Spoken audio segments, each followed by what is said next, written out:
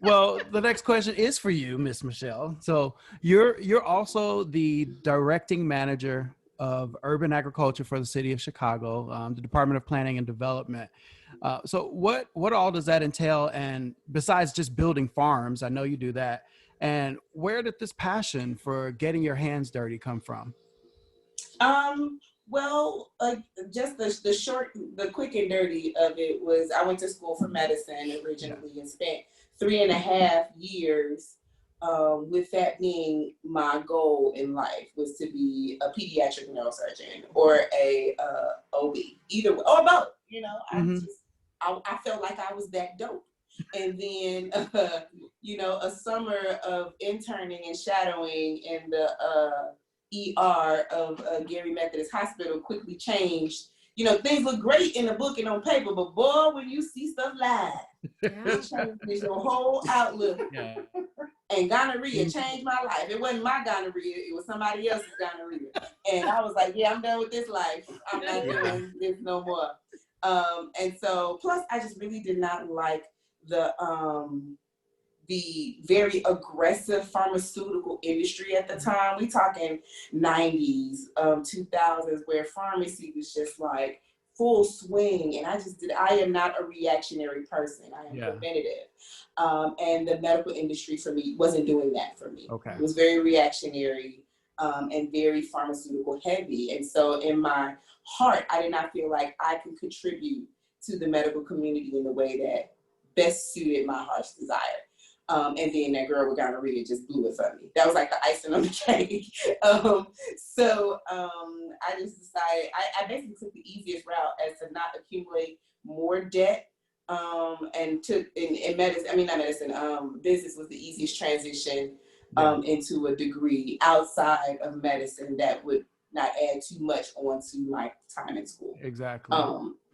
And it was very open, so I could do a lot with it, right? With a business degree. Mm-hmm. And so I did that, and accounting and marketing, and I came back to Chicago, thinking I was going to be the best marketing executive, and I had my briefcase and my heels, and and everything, huh? I was ready, but in my heart, I'm a scientist, and I spent a lot of time doing something I was good at, but not doing something I loved. And so we made money, I made changes, and we did all that, and it was easy to jump from role to role. I got in construction, things like that, because that business degree allows me to jump from industry to industry. Yes. And so my body of work actually led into my, I won't even say I was depressed at the time. I just wasn't happy, with the stress of ministry and then not even being happy in my own work.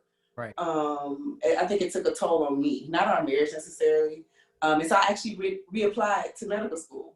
Did you? As a naturopath, and realized we couldn't afford it once we got the bill. And so I was like, well, we're not gonna do this. And so my dad got diagnosed with cancer around that time, and I understood the power of food as a healer. Yes.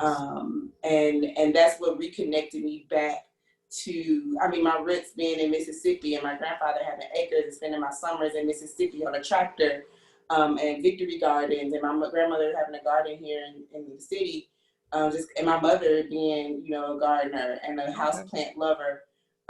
It just connected me back to something that I always loved, but never felt like was a part of what the work I wanted to do. And so my whole body of work just intersected. And I went back and I said, well, I have a firm belief that I cannot do anything without properly training myself. And so I went back and got the degree in horticulture and agriculture, but realizing that I was too old to be on somebody's farm, not bending over for that. And so I said, those who can't teach. And that's what I did. So I taught, and this position came up. I'm the only one nationwide that does this work in the capacity of government. Gotcha. Put it that way. And so USDA is pioneering this project in Chicago. And the goal, there was no goal. Really, like, Micheal, we hired you, you figure out. Right, let's see what happens. And what works for the agriculture, because I'm a part of the agriculture community. So I was now becoming a voice in government for the people who didn't have a voice, which was important. Okay. And then just realizing what was needed was education. Our farmers are great at producing product, but not a viable business. And so I felt like we needed to take some strong goals toward making people viable businesses and not just growers. And that means creating spaces where there was not once a place for that, creating opportunity for entrepreneurship, creating opportunity for growth, and then opportunities for people who are hard to employ. And with agriculture being one of the easiest industries for hard to employ individuals, it just seemed like a great place.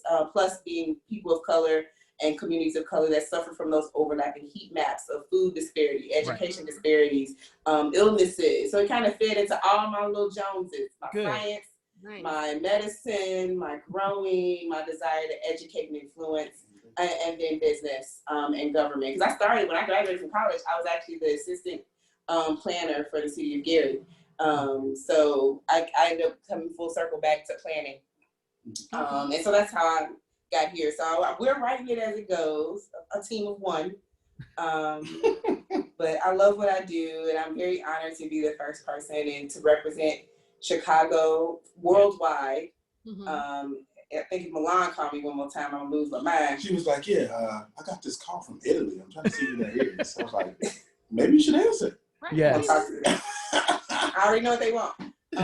But yeah, so I'm honored, but again, it puts me on a stage that I'm just not comfortable in being on, but understanding that the work is important. So I just want the work to show for itself. My name never has to be on it, but I love what I do.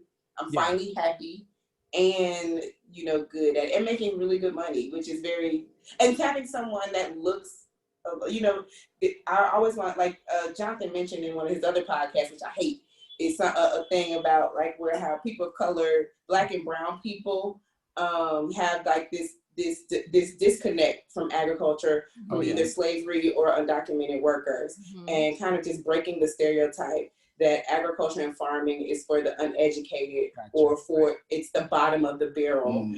There are opportunities in agriculture outside of the growing industry, and if we're not part of the entire industry, government, advocacy, education, policy, then we're going to be misrepresented. And so it's important that we have people looking like us be in those positions. Wow. Yep. Well, this pandemic has definitely impacted all of our lives, probably every part of our lives daily, including our children. So how are the girls to the new normal?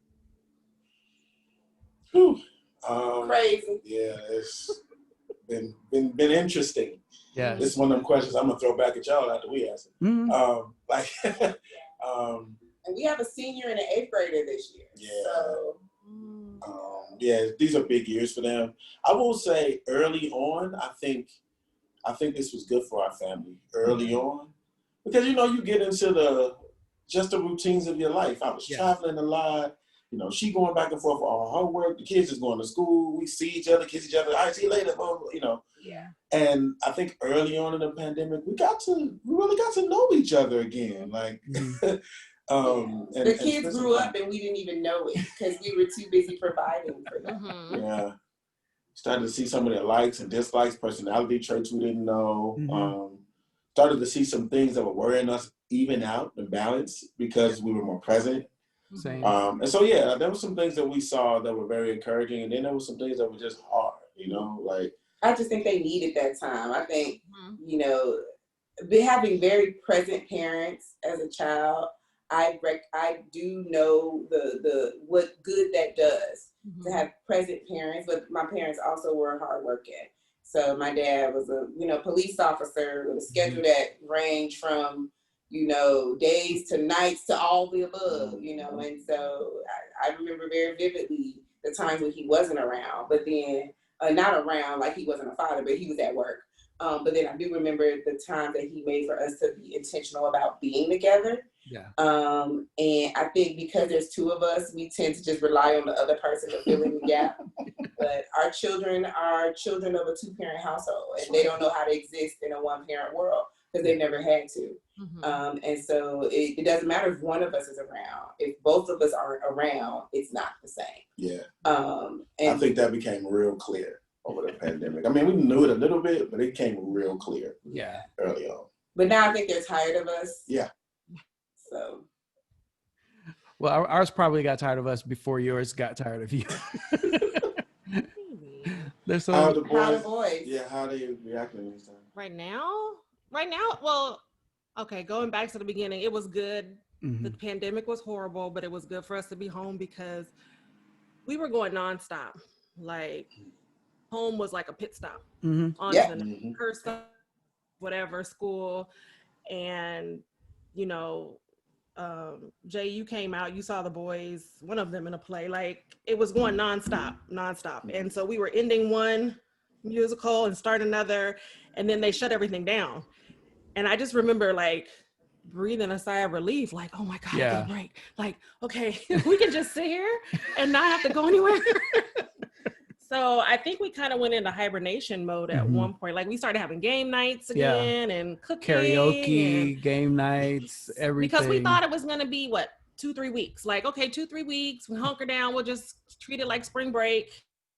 Then something will go back to some kind of normal. And that didn't happen. Right. So by the end of summer, the kids were ready to go back to school. They not physically, but they were ready to see their friends, see their teachers. Quentin had completely turned into, I don't even know what to call him. Like he just he's a hermit. That's what he is. In the Matrix, just that's what Jade is. Up into his head. Like it just, that's it. Even now when he gets out of school, he's like on the game. I'm like, you gotta disconnect. Like you gotta come back out. You're losing color. Like, you know. Whereas Michael would go for walks and everything, because I was encouraging them even like every day you should have 30 minutes of physical activity. You know, whether that's going for a walk, riding an exercise bike, going up and down the stairs, whatever, you know, just be active, be away from a screen. And I was encouraging them also to read a real book, like not just, you know, listen to an audio book or read something on your phone, but to read an actual book just to break up that screen time, because they were spending so much time on the screen. And I don't know how successful that was because I was at work still. Some things worked out, some things didn't.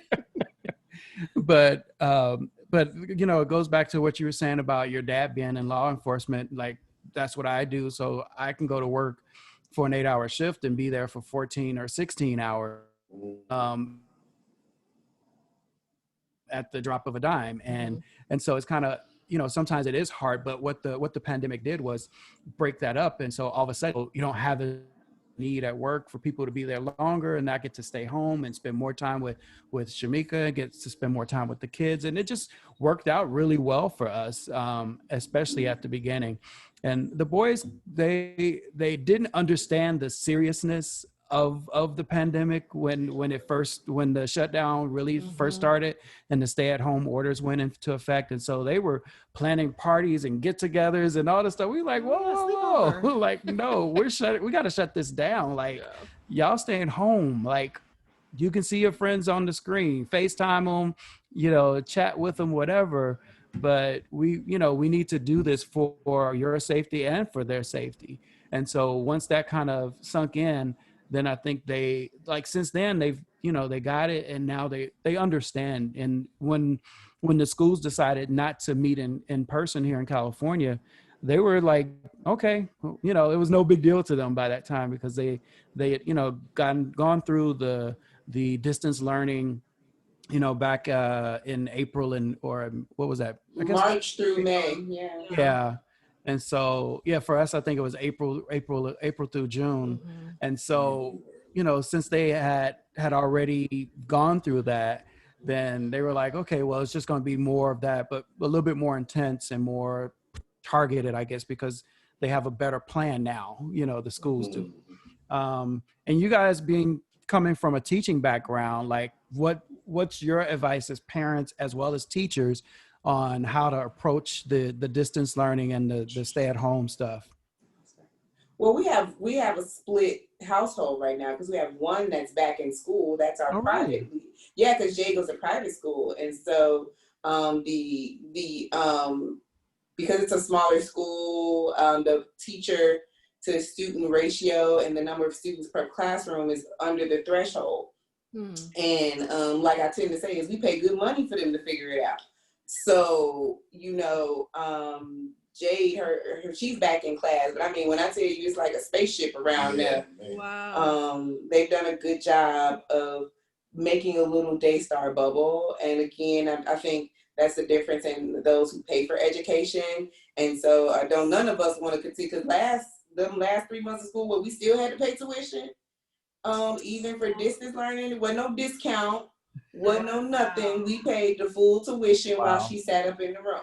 That's true. I didn't even think about that. I mean, it makes sense to keep the school open, but as a parent, if you got to pay and they're not going, you're like, Exactly. And I'm like, no, I pay you to teach my kid, not me. Are you coming over? But right. So, but they've done a good job. And so we do have one in school, in-person learning, but they do, so there's an option. So she's only in class 4 days of the week, and the entire school takes a virtual day on Friday. So that the school can be deep cleaned and all of that stuff. But then Jasmine, I mean, which is super hard for her, she's taking it all in stride. And I'm sure it's because her whole class is taking it all in stride. But this is their last time to do everything. Yeah. The first day of school, the last, last homecoming. So like, they're gonna hopefully I think they're taking it all in stride, because they're hoping that by the time they get to the end of the school year, things will be at least in some kind of hopefully place where they can at least have to start having some of their smaller gatherings. Yeah. For just the senior gatherings, and she goes to a smaller high school too. So I think they'll be able to work some of those things out, and she was able to kind of go see them for the open house day for seniors. Okay. But she's taking it. Again, I think we are definitely fortunate and blessed to being able to. Our children always had the technology, so they didn't miss a beat. They have their own computers, so we didn't have to go out and find Wi-Fi and find all that. So I do not take for granted the position that we are in versus other children who are in public schools. I just want to say that publicly, is that I do understand that there is a difference between our child and other children. Yes. And so, and she realizes that too. And she's taking it very seriously. The journey to adulthood has gotten real for her. And so she's like, look, this is what I got to do to get to the next phase in life. And this is what I got to do to get to the next phase in life. But in March, she was like, oh my God. Yeah. So we've seen a lot of growth from they both had, Jade will have her birthday next week. Yeah. And Jasmine had a birthday during the pandemic. So, they're almost a year older. And so, excuse the plane passing over the house. You can't hear it. Okay. But yeah, I think, and with her being a full-time virtual student versus Jade being a full-time in-person student, I don't know. I don't have any recommendations. I think each kid in each household is different based on your availability as a parent. Like we don't have kids that are in second grade. So we have to sit there with our kids. Right. I pray, sweet baby Jesus, who has mercy on them people, because we couldn't have done it. They'd be stupid because we wouldn't have been. We not sitting there. Yes, I saw a picture of my.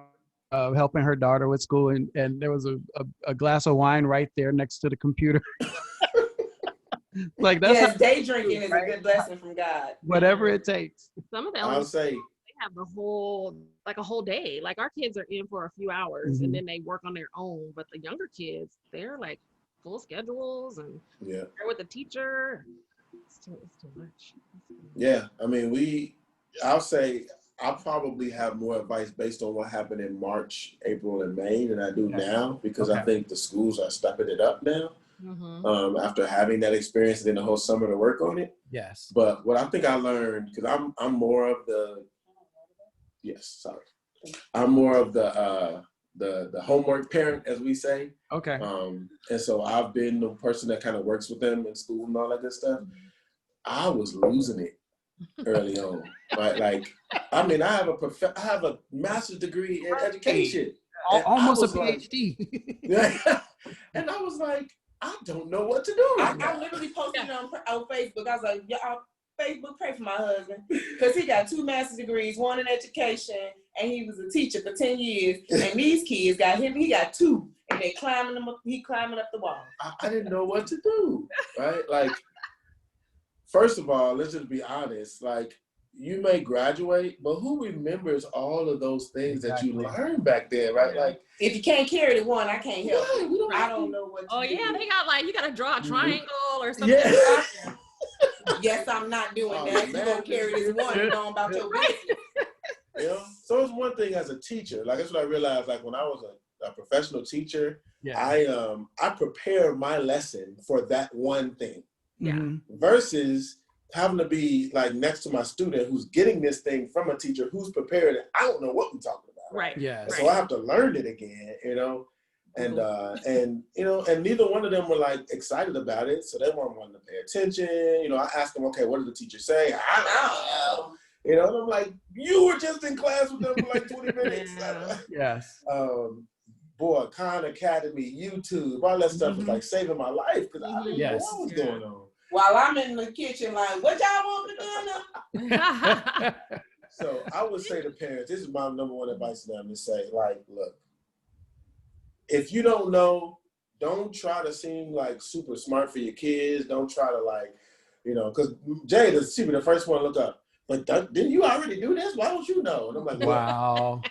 look, it's been a long time since I was in 7th grade, you know, I was talking to her last year. So use the resources that are available. Teach your kids how to do that, man. Get on YouTube. Use Khan Academy. You can Google a math problem now, and it will explain how to do it. I didn't know that. Literally, just type it in, and it will show you how to do it. So Jasmine showed us a little app with a phone where she took a picture of the screen and then it analyzed it and taught. yes. I was about to say that. It's I'm like, use all of that. I Because got when that. you graduate, it's going to still be available to you. Yes. Yes. So that's why I say don't kill yourselves when you don't understand, and don't stress yourself out. Use technology and keep it pushing. Amen. Amen. Yes. Man. Well, I know Shamika's got to tend to a few other things, so she's gonna slip on out, and I want to continue talking with you. But Micheal, if you do about you can, yes. Hey, Shamika, thank you for doing this. I appreciate you being here. Yes, sweetheart. Thank you. I wanted to see Micheal. You see how quick I ran up out of there? I know. I'm sorry. I'm not gonna tell you how much of a hard time she gave me to come do this. About. I have been a model guest today. You have. You sure have, honey. Yes, you It have. don't matter what that text We might message show say, you our we are text here. messages later, but yeah. Right. Me and you will never part. Whoa, boy. So can we go, honey? You guys are good. I'm gonna talk to. guys. I'm gonna chat with. Seeing you. I'm gonna chat with Jay some more about because we gotta talk about the book. We gotta talk about some music, and then Bye, Tahir. Love love you. ya. Bye, Shamika. Love you. Bye. thank you so much, Jay.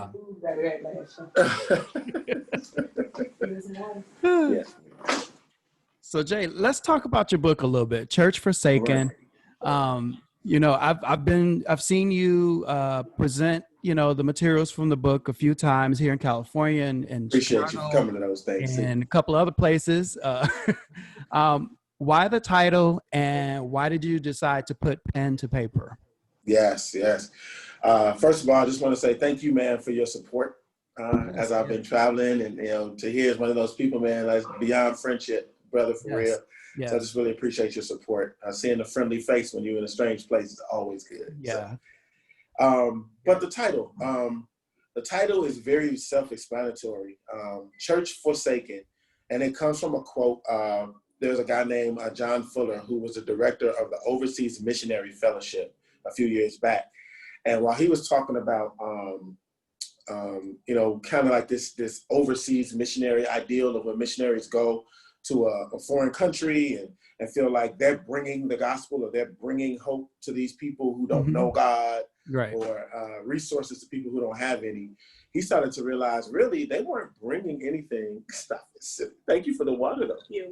Go Bears. Go Bears. Bears. That really what needs to happen is this understanding that God is already in every place. Yes. Right? Like, we don't bring God anywhere. God hasn't like looked down at the globe and said, I'm gonna dwell in this place with these people. And those people over there need to get it together, right? Yes. And so his premise was there are no God-forsaken places. just church forsaken places, is what he would say. Right. And he was saying that in the context of overseas ministry. Well, I started to look around neighborhoods in Chicago, and as I was traveling, especially inner cities, but rural places too, and I would see and hear people talk about certain parts of their city or certain parts on the other side of the tracks in the rural areas. Yeah. And the way they talked about it, you would think God wasn't there either. Okay. And I wanted to bring that emphasis that John was talking about globally to a local context to say, yeah, that neighborhood that you drive through but don't drive to, God's there too. Mm-hmm. And the problem is not that God has forsaken that place, right? Because if God is everywhere, but there are certain neighborhoods and people that deal with greater ills, injustices, Yes. lack of resources, all these things, but God is there. God is obviously doing God's job because God don't fail. Yeah. So what's happening? And the natural reaction was, it's not God that's the problem, it's God's people not loving each other the way God has called us to. And so the premise of church forsaken is just that, is to remind people that it's not God that's forsaken anybody or any place. It's the church, it's the people of God that need to step into our role as his tangible representatives in the place. Amen. Amen. Yeah. I mean, the book is great. I love it. And if for anyone that's interested in understanding more about those concepts, where can they find the book? Yeah, absolutely. So the book is available anywhere books are sold. I was published through InterVarsity Press, so you can go to ivpress.com and just look up Church Forsaken and you'll find it there. But this, of course, is available on Amazon. I would encourage you, if you're a bookstore person, it's always great for an author to get their books in local bookstores. Yes. So if you go there and say, hey, I want this book, they will order it for you, but then it will be present in that book. So that's another, that store. So that's another way. But wherever you get your books, it's also on Kindle. Don't have an audio book just yet. Y'all pray for me. I'm working on that. That's some contract stuff that I got to deal with. But let me know if you need a voiceover person for that. All right. And what I tell people about the Kindle version is there's lots of pictures in my books. I talk a lot about my neighborhood, and all the pictures are in color on the Kindle version. So, oh, really? Yeah, if you get the Kindle version, you get the special treat. But yeah, you can buy it. You can get it anywhere. It's about $15 retail. You can get it for less than that on the IVP site. I think Amazon's selling it for less than that too. And then I've seen people say they got it used for as little as $7. So get it however you can get it. Wow. Okay, good. Yep. Now, I also saw that the book was recently added as part of the curriculum for Seminary Now. Yes. Can you tell us more about that? Sure, absolutely. So, one of the things that I've tried to do with the book that's been real important has been getting it into the hands of clergy and church leaders. And so what I'm trying to do is I'm trying to get especially aspiring pastors or people coming up in church leadership to have this as their ethos as they enter into their ministry. Yeah. So it's not something that they're trying to reframe. So what I had to do with Canaan was I had to reframe an already existing church to think a different way, which is a much harder pull than if you're planting a church or starting a ministry to say, this is going to be the ethos of who we are. We're going to love our neighborhood well, wherever God places us. So Seminary Now is an online platform that's kind of like a master class, or, all these new things now where you can go on and you can learn something that you didn't know from somebody in a kind of an abbreviated course version. So you can go on Seminary Now, you can get a subscription like Netflix or Hulu, any of those. Oh, nice. And there are all of these different leaders and teachers teaching about different areas of faith and mine is featured on there in kind of this community development mindset. And so you seminarynow.com, you go on, you create your own username and all that stuff, you do a subscription, and you have access to all of this learning. So it's kind of like seminary digitally, right? Like you don't have to go to anybody's seminary. There's a seminary at your fingertips with all this information. And so there's videos, live videos, and intriguing conversations and dialogue that you have access to. And not just mine, but lots of different people as well. So I'm glad to be a part of that. That sounds awesome, dude. Like, it's pretty cool. For somebody like me who thinks about, the educational experience of seminary and not necessarily wanting to become a minister. Right. But that's something that's like right up my alley. I could definitely get into something like that. Check it out. Share it with your friends. Right. Are there any future books? Are you working on anything else, or what's the outlook on that? That's good. That's good. So I always laugh at this question because I would have never guessed there would have been one book, right? Yeah. How about that? Yeah. And I still, even after writing, and the writing process, like struggle with the notion of considering myself a writer, right? Like, but I'm getting more comfortable in it as I continue to just get the responses to this book. Like people are like, "This is really well written. You're a writer." So Yeah. But I do want to write again. I think I am more of an experiential writer though. Mm-hmm. So like it is based off of what God does in my life, and I can take the anecdotes from that and try to package them in a way to where people can apply them to their own lives, no matter what context. That's what I've loved about Church Forsaken is people from totally different contexts and places that I live in are reading and like, oh, this resonates so much with where I live in other countries and other like contexts, rural places and suburban places that are nothing like my neighborhood. They're like, this speaks to us. So I've been telling my wife, like, I want to do a little more living before I write again. I see.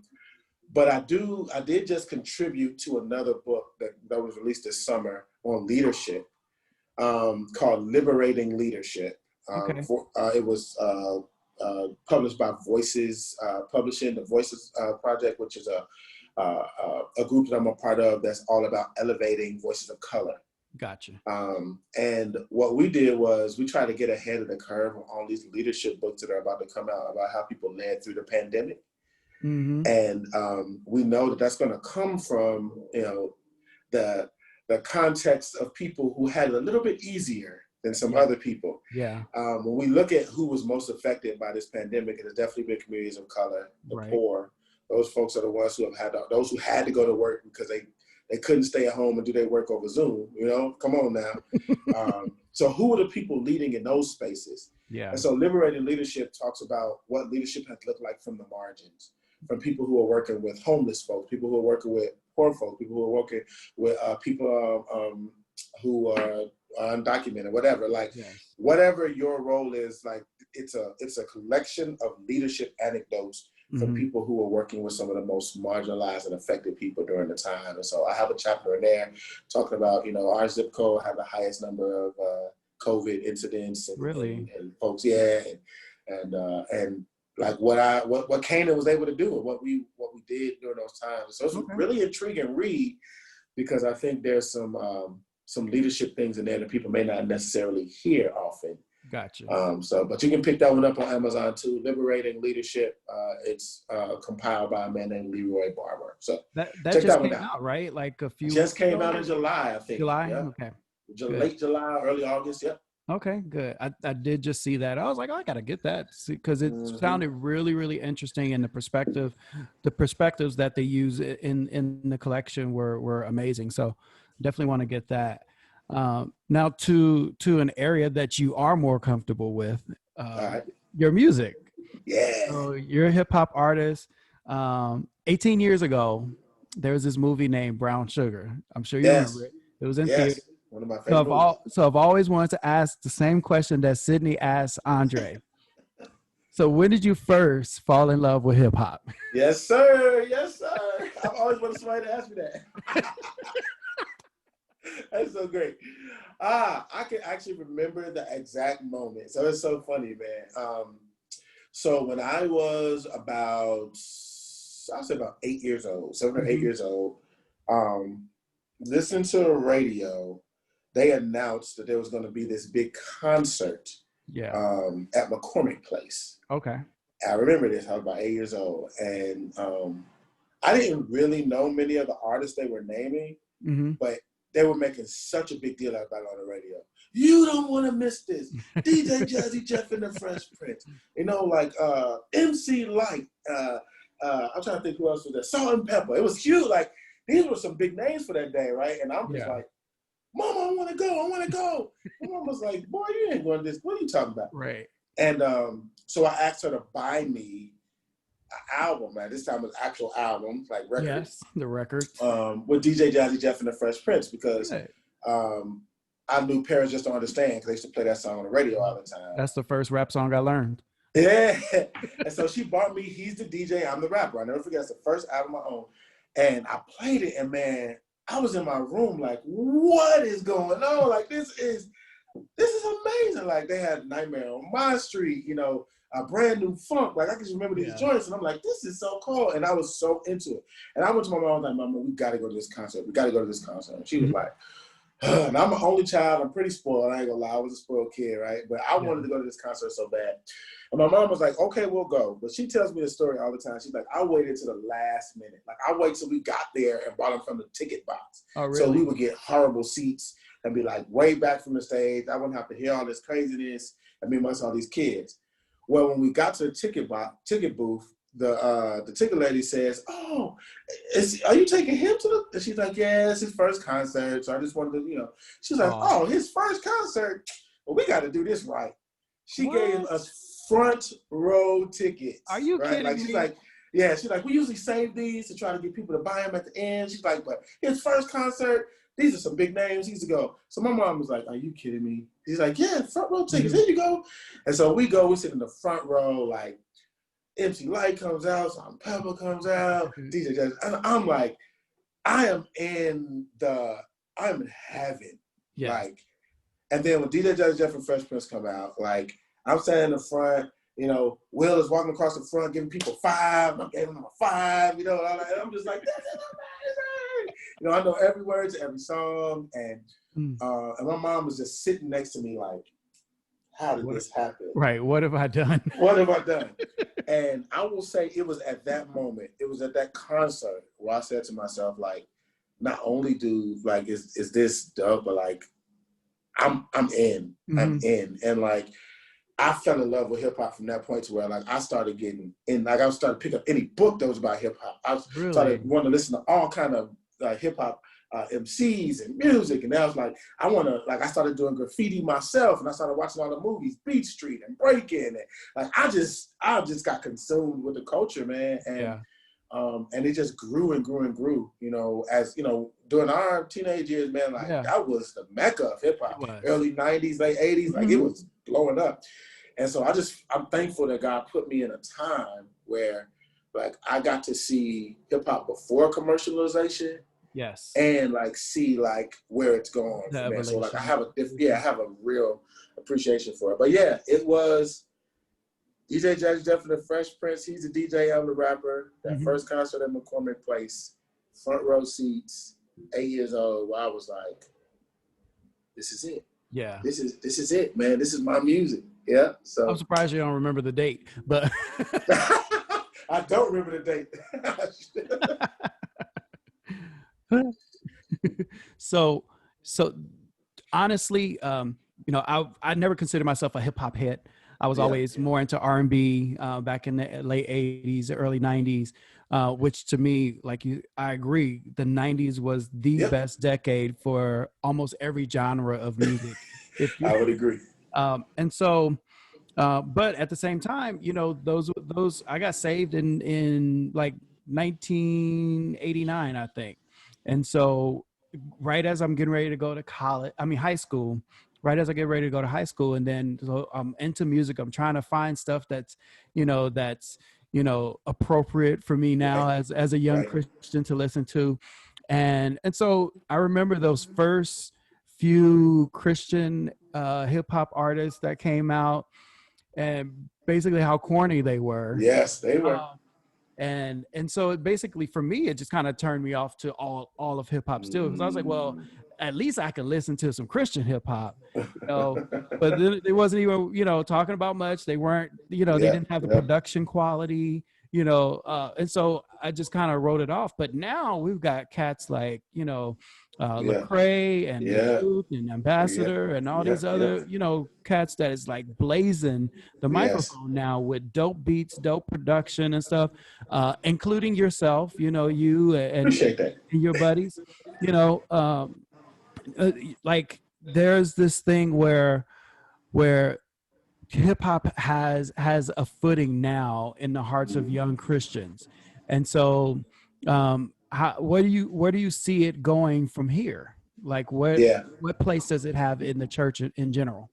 Yeah, that's a good question. I think when I think about hip hop's future for the church, I mean, I talk about this in my book a lot.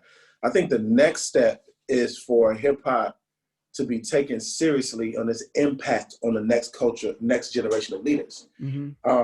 When I was talking about hip hop now, even now, in 2020, people still think of like youth and, big concerts, or like you'll see a pastor with his suit and tie on and then put a t-shirt over the top of like, let's do some hip hop for the kid, that type of thing. And it's like, are y'all serious? Like, I'm 40 years old and I am very much a part of the hip hop culture, right? Like, I'm a senior pastor of 15 years. Yeah. And it is a part of the ethos. It's what raised me. Like when I think about who I was listening to in my formative years, about what life was and all that, it wasn't my pastor.